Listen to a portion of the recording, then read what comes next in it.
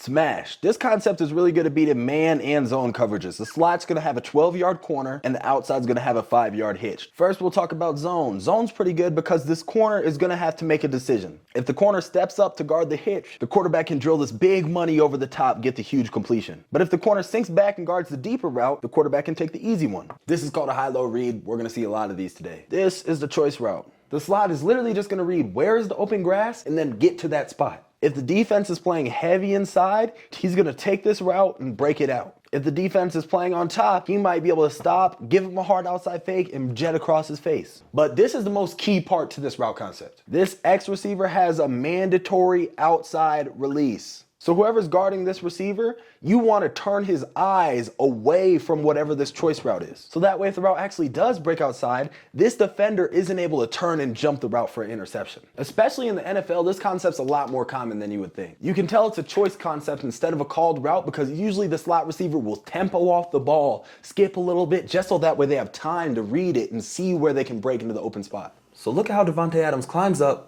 get to the top of his route and hold still for a second, just so we can make sure to feel the leverage on who is guarding. And then he snaps off, breaks off, gets the catch. That's an easy reception. Come on, man. That's too easy. Mesh is really good against man and zone coverages. Mesh is all about stretching the field horizontally. Versus man, this rubbing action makes it really hard to track with the other guy across the field. There's so many linebackers and stuff in the middle of the field, you're gonna get open by the time the receiver makes it to the other half. But in zone coverages, receivers are taught to stop in the hole in between these backers. This forces the defense to expand with them, which opens a huge lane for this tight end who's running this over the ball route. And an easy throw from the quarterback. Well, Caleb, how do they know if it's man or zone defense? Let me explain. When the receiver turns his head to run this way, he's looking to see, is somebody following my other tight end? Because your eyes are already going to be looking this way. If somebody's guarding him, somebody's going to be guarding you. Then you also don't have to look back and see, is anybody following me? You can just run full speed away from the guy and recognize man or zone that way.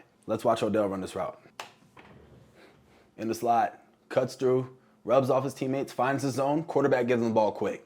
Get up, 10 yards, just like that. Hey, but run that back though. Peep how the running back released outside of that flat defender, which forced him out, giving Odell even more space to make that catch. Verts. This is your favorite playoff Madden designed to push the defense as deep as possible. The first thing we have to decipher is how many deep zones are being played on the field. So let's start with 3 deep. A lot of teams play cover 3. By running these 4 vertical routes evenly spaced across the field, this middle safety is put in a bind. Is he going to guard this receiver on the left or the receiver on the right? And then from here, the quarterback just has to deliver the ball according to how the safety plays it. But if we were to get 2 deep safeties, now our read progression is a little bit different. Instead of the Y running all the way across the field into the zone of the other deep half, he's going to climb up the middle of the field and target that zone right in between the 2 safeties. The F receiver will make sure to hold this deep safety while the Z receiver runs into this honey alignment, and the quarterback can drill the ball right there. Let's watch Odell go and be great. Odell in the slot, climbs up the middle of the field, splits the 2 high safeties, boom, bingo. Levels. This concept is designed to give the quarterback as easy of a read as possible, from left to right. Normally, there's some kind of money route on the front side that the quarterback can decide if he wants to throw pre-snap. This is based off if the corner's pressing him and he thinks he has a good 50-50 matchup, he can throw it out there. If not, it's easy for him to reset to his read progression. 1 to 2 to 3. With both of these 2 routes from the slot moving this way, all the linebackers are shifting this way with the coverage. The job of the F is to pull everybody this way. The Z is trying to find a window to sit in between. And the X, because he's on the last read of the progression, he can take his time and just make sure he wins. Because if the quarterback looks this way to throw you the ball, you have to be open or he's going to take a sack or throw the ball away. Let's tap in with Jamar. So right now, quarterback doesn't like the yes-no read, looks to Jamar Chase at the end, completes the ball. Because he knows that if Jamar Chase has that much time to get open, he will get open. Flat, we're getting into the quick game now. This X receiver has an MOR, mandatory outside release. This is the same MOR from the choice concept. You want to take the eyes of this defender guarding him so that way he's not able to jump this route and make a play. Now all the slot F receiver has to do is beat the coverage man that's in front of him and race him to the sideline. But here's where it gets interesting though. If we saw the defense playing a cover 2, the quarterback should read this high safety and see if he's going to be able to make this run to guard this vertical route. If for whatever reason the high safety's eyes aren't in the right spot, the quarterback can drill this ball into the hole shot area of the field for a huge play. At the top of the screen we see Jamar Chase lined up, releases outside of the corner, they recognize cover 2, And Joe Burrow's able to deliver that ball to the back shoulder of the Jamar Chase so that way he's protected from the big hit versus the safety. The over concept is designed to stretch the field vertically once again. But essentially all you're doing is reading that high-low on whatever defender is over here. Is he going to carry with the post? Which most of the time he has to, because this route is immediately running through its zone. And then once this post acts as a clear out, this over route is going to fill right into the area where he left. So in zone coverage, it's obvious this play is going to get open. And all this Z has to do is get over the top of whatever flat this area is guarding. Because this route concept is going to take a little bit longer, usually this Y will stand for protection down here. Play action kind of deal. You feel me? Bow.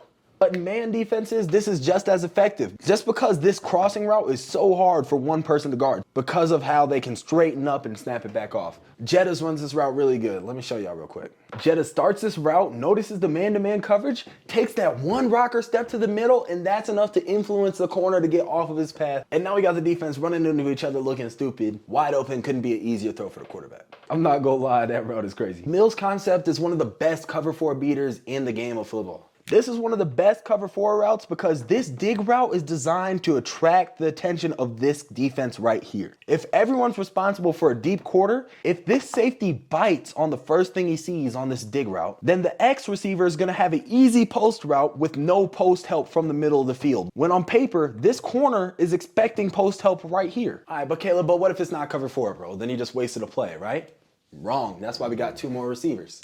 A lot of the time you'll see these 2 receivers doing a rub concept, just something to beat man-to-man coverage in case the deep shot doesn't end up working how you want it to. Slot fade. This is primarily a man beating route. If the defense chooses to play man, the quarterback has all this space outside to deliver the football. But if the defense were to play some kind of zone coverage, this slot would still take off and clear out, and this hitch route would burst into the middle of the field, hoping that any zone defender was influenced by this vertical route in the slot. But you gotta make sure to run this hitch first, or else the corner is gonna be in the passing window for this slot fade. Here we're gonna see Jettas on the slot fade. Look at how Jettas get on his toes, split, get out, bink, give me those. Give me those. This concept can lead to some really big yardage. This F has the same crossing pattern that we saw in the over concept. Versus man coverages, he can add that little stutter step in there. But in zone coverages, this route has to find its way over the top of the flat defender and underneath the deep defender, but he's not even going to see him coming because he's from the other side of the field. But the most important role of the F is to clear out anything else that is in this immediate area right here. So that way the X's dig route can run into the space that was immediately vacated by the F.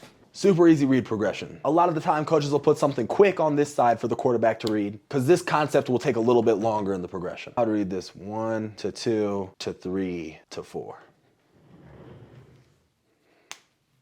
Simple. Route concepts are all about how you pair them up together, man. I'm telling you. If you have 2 deep shot concepts, you're not really going to get anything out of that because what if they blitz? Now you have no routes that can be an adjustment to all the pressure that you're facing. Everybody knows the slant route, but not everybody knows how to read it. Let me show y'all. What is commonly misunderstood about the slant concept is that the job of the Y is to make sure that he protects the F. Whoever is standing over the top of him, if this man were to go and blow up the F on a huge hit stick play, it's the Y's fault, not the quarterback. His sole purpose is to attract this defender to guard him, so that way the window opens up for the F to catch the ball. And then if for some reason both of these 2 are clamped up man-to-man, the Z is a last resort, tempo, win off the line of scrimmage late. But just to reiterate, the only way the Y gets the ball is if this man were to blitz right now, then the Y could replace into the zone right where he left, get the ball quick, easy completion. And he's probably gonna be able to turn up the field a little bit too because there's nobody left in that area of the field. Now this concept's gonna hit a little bit deeper down the field. If the defense plays zone, the F's job is just to clear out, take whoever this high safety is and just run them off for infinity, bro. This makes it super easy for the Z to come through and hit this hole right here that the quarterback can just deliver the ball straight to. If they play man, the same thing applies. F is clearing out the space, and the Z's just one-on-one, go make a play, get open, quarterback deliver the ball. Now ignore this number 3 receiver. He's in a concept with the tight end at the top of the screen. We see Devontae released outside, give a hard, and now all of a sudden he's open. That's a game-changing play. Stick concept. This is designed to stretch the field horizontally in a quick fashion. I know you've seen this play on Madden. So with this Z receiver, if the corner is playing any kind of off coverage, it should be super easy for this quarterback to just drill the ball. The timing between quarterbacks and their receivers is so good now, nobody's stopping that from being an incompletion. Definitely not if you're playing off. He then gets to read his Y. His job is to read man or zone. If there's a defender sitting inside of him, he's going to break out and run away from him. Whereas if this corner were to be playing a hard flat, like in cover 2, he would just stop, sit right in between the middle of them. Quarterback can drill the ball right in there. These are quick game throws. The quarterback's just trying to get the ball into the hands of the playmakers and let them work from there. Odell runs up 4 steps, cuts it off, and because the corner wanted to play so far off, it makes it just such an easy throw and catch. He's able to turn up to get 10 yards total on the play. First down. Scissors. If a coach calls scissors, he's trying to score a touchdown. This is because we got a really deep corner from the slot and a really deep post from the outside. When the offensive receivers switch really late in the pass concept, it makes it really hard for the defense to pass off and adjust who's guarding what man. Because sort of like our mesh concept earlier where we had these crossing routes with the rub concept, that same action is happening all the way down the field up here, except the Z and the X receiver are at a way higher top speed. This often can mean that these guys will get picked into each other when they try to cross through. But if we get a zone coverage and this high safety wants to flow this way with the corner, it just opens up the window for the post over the top. Spacing. Spacing is a quick game concept that is designed to destroy zone coverage. So as we can see, if this is a cover 2 shell, the job of the F and X receiver is to get onto their landmark. The F's job is to sit on the hash, and the X's job is to sit somewhere out by the number. When you put this in combination with the back running out to the flat, it forces the zone defenders to declare who they're gonna guard. And if not, it should be an uncontested throw straight in between them. But the thing with spacing is, if they play man, you're cooked. Because this looks all fine and dandy just sitting between the routes. But if they play man and guard you straight up like this is the easiest route to smother in the world.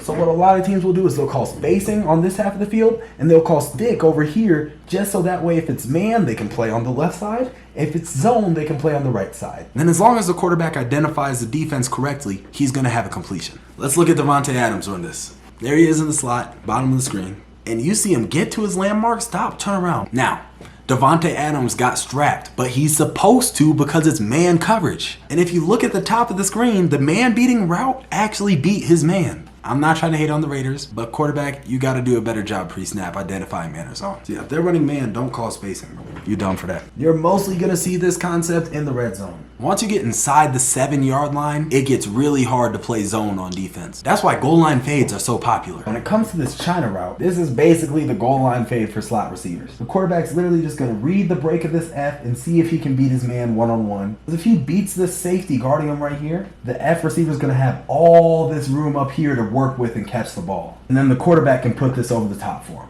The only way that these slants are really getting the ball is if some kind of blitz action happens right now and you need someone to replace and catch the ball right now and get in the end zone. And blitzes are really common on this area of the field because they're trying to stop the run. See, when we see Odell line up in this formation, you can see the safety lines up with crazy outside leverage because he knows that's where the weak spot of the defense is. But Odell's still able to slide up, capture his leverage, but bad ball from the quarterback.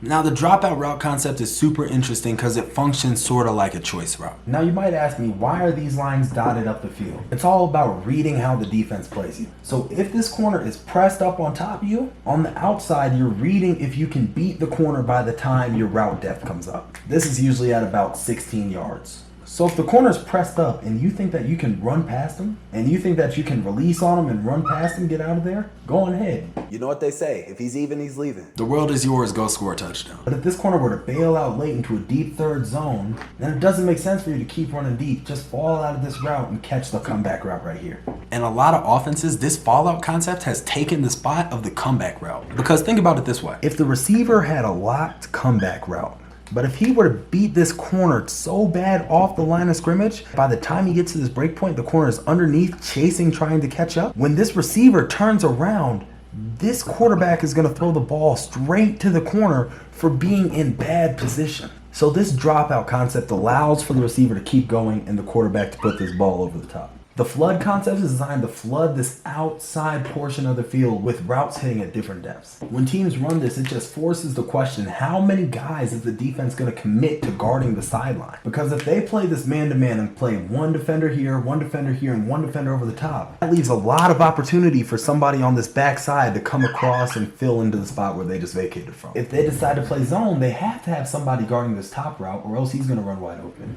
I guess you could have a defender midpoint 2 and 3, but that puts a lot of stress on this guy and it's just the same high-low read as before. The QB is going to read this guy's stance and he's going to deliver the ball accordingly. Let's watch Devontae Adams run this. Now it's still the same flood concept, but he just came from the other half of the field to fit that low piece. And when we see the defense lift this much to guard the deeper routes on the field, it's just an easy throw and catch. And now he's able to turn up the field, get 7-8 yards. Everything I just showed you accounts for 90% of the route concepts that exist in football today. Hey, but Caleb, what's the other 10% like, bruh? You said he was gonna show us every concept. The other 10% of route concepts can be broken up into one of 3 categories. But the last one's gonna blow your mind, so make sure you stay until the end of this video. First one is double moves. Say we run the same stick concept from before. If we were to run this play multiple times against the defense, after a certain point, they will be able to start to guess and anticipate the routes based off of our formation. What are we gonna do to counter that? All we gotta do is boom, cut back across the middle. Boom, run a double move. Stop and go. Now all of a sudden you got 1, 2, 3 double moves that you can choose from, and somebody's gonna get open on their man. You can see this out of a bunch of different formations. Say if we ran smash on this side. All you have to do is call the same smash play with a double move tag, and now this guy can run a corner post. Number 2, ISO ball. So if we have 3 receivers over here, you'll see this X over here isolated on an island by himself. This is where coaches get fancy. They'll say if the corner is up pressed, then you have permission to just take off, run a go ball, go make a play. But if the corner's backed up playing off, this receiver would either have some kind of timing route, or they might get fancy and decide to run a double move on him. And number 3, the most important one of all these, different presentations. So let's take our smash concept again. Outside receiver has a 5-yard hitch, inside has a 12-yard corner. Now instead of running these 2 routes specifically, now what if we move this X inside of the F, not on a motion, but just preset, and we told him that he had to run a route to get to the same spot? All of a sudden it creates a brand new route concept that we'd never seen before. When in reality, the quarterback and the receivers are reading it the same way.